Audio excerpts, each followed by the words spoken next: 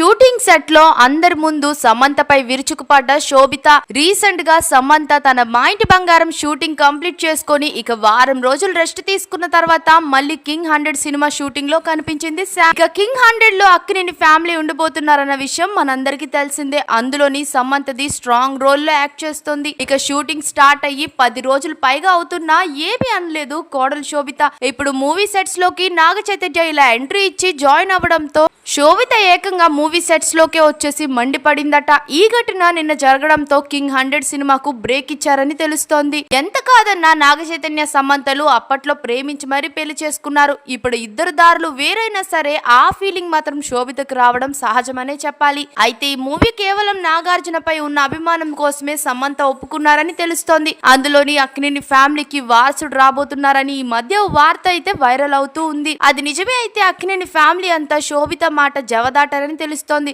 ఇంతకు ముందు కూడా వారసుడు కోసం అక్కినేని ఫ్యామిలీలో నానా రచ్చ జరిగిన విషయం మనకు తెలిసిందే. శోభిత మొదట్లో కెరియర్ కోసమే తపన పడింది. ఎంతలా అంటే శోభిత నాగ చైతన్యలు పెళ్లైన తర్వాత కూడా అక్కినేని అని ఏ సోషల్ ఐడీస్ లోని సేవ్ చేయలేదు. శోభిత దుల్లిపాలనే ఇప్పటికీ కంటిన్యూ అవుతూనే ఉంది. ఇందులోనే అర్థమవుతుంది శోభిత అక్కినేని ఫ్యామిలీ ఆస్తి చూసి కాదు నాగ చైతన్య ప్రేమ చూసి పెళ్లి చేసుకున్నారని. ఇక కింగ్ 100 లో సమంత ఇకపై యాక్ట్ చేస్తుందో లేదో తెలియాల్సి ఉంది. మీరేమనుకుంటున్నారు? శోభిత చేసింది కరెక్టేనా? కామెంట్స్ లో తప్పకుండా చెప్పేయండి. మరిన్ని ఫాస్ట్ అప్డేట్స్ కోసం మా ఛానల్ ని సబ్స్క్రైబ్ చేసుకోండి. పక్కనే ఉన్న బెల్ ఐకాన్ ని కూడా క్లిక్ చేసేయండి.